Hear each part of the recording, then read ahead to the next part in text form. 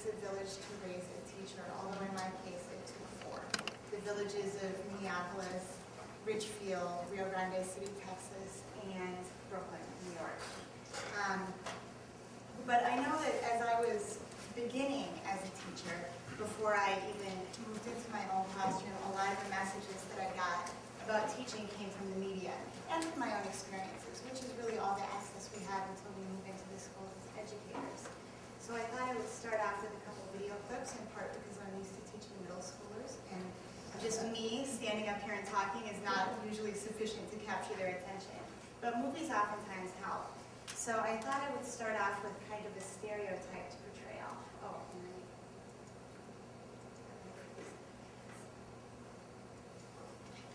hey, listen, nobody's forcing you to be here. You have a choice. You can stay.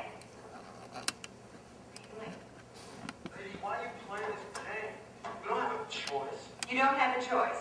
You don't have a choice on whether or not you're here? No. If we leave, we don't get to graduate. If we stay, we gotta put up with you. Well, that's a choice, isn't it? You have a choice. You either don't graduate or you have to put up with me. It may not be a choice you like, but it is a choice.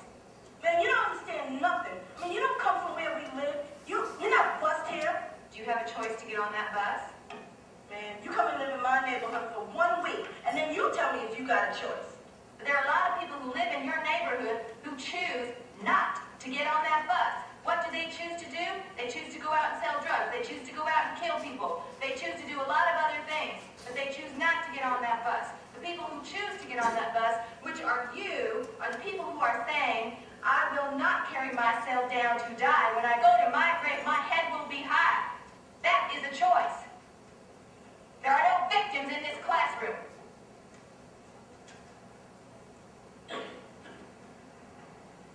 Why do you care anyway? You just here for the money? Because I make a choice to care, and honey, the money ain't that good. so that's a pretty stereotypical portrayal, and I think it makes the urban classroom look like it's not a very welcoming place.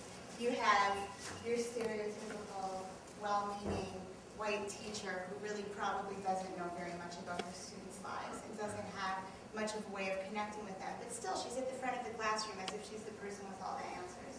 And you have some confrontational students who are obviously not engaged in their educations and not especially interested in becoming engaged. And with images like that, it's hard for someone who doesn't have their own experience of an urban classroom like that to really get an idea of what it is like. This, I have another clip. That's a clip from the movie Dangerous Minds, which is about, I think, 12 years old. And kind of along the lines of a traditional mainstream movie about an urban classroom. About a month ago, I saw a movie that I think is my favorite teaching movie. It's also about an urban classroom. However, this movie is about an urban classroom in Paris. It's called The Class. And I found a lot more of a realistic portrayal of classroom in this movie.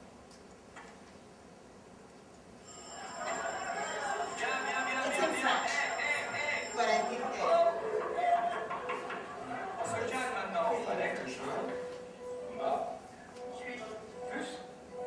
Mais vous croyez vraiment que je vais aller vendre ma mère? J'aurais fallu que je sois juste. Bah ouais, c'est dans le Moyen-Âge, ça. Mais non, c'est pas dans le Moyen-Âge. Est-ce que je peux répondre à la question qui m'est posée? La première chose que je constate, c'est qu'avant même de maîtriser un savoir, en l'occurrence la partie philosophie, vous êtes déjà en train de me dire que ça sert à rien. Commencez par le maîtriser et après vous pourrez mettre en cause le fait sur l'utiliser. Il y a marqué là, regardez bien ce qu'il y a marqué là. Si ce que tu as à dire n'est pas plus important que le silence, alors tais-toi.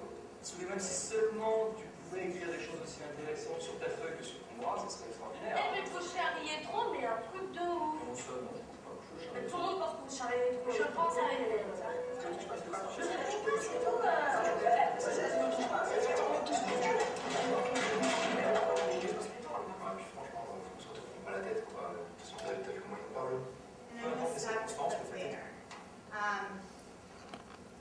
But what did you see in that clip as opposed to what you saw in the other clip?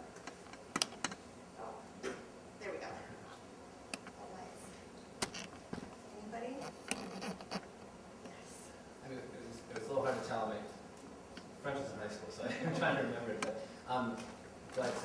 there did seem to be a more, I guess, authentic interaction. There was more of a give and take between the teachers and students. I mean, it seemed like they were relating a little bit more.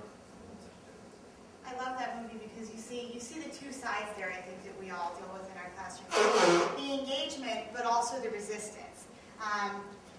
The teacher and the students look largely the same as they did in the first clip, but their interactions have a completely different dynamic to them, one that I think holds a lot more true to real classroom dynamics. I highly recommend that movie to those of you who haven't seen it. It's it's an independent movie, so it doesn't show all over, and it does have English subtitles if you rent it. So I don't speak French either; I speak Spanish, but the subtitles help. So outside of the media, I think the place where we get most of our ideas about education when we start out as teachers is from our own educational experiences, which is, of course, what we have. So I'm going to talk to you briefly about my own educational experiences. I'm a product of the public schools all the way through the time when I was 21. Was the first time I ever attended a private school. I went to elementary school in Brooklyn Park. As it is now, it was then a very diverse community. It's a community where homes are affordable, so not only are there rental properties in Brooklyn Park, but there are many, many first-time homeowners. It attracts a lot of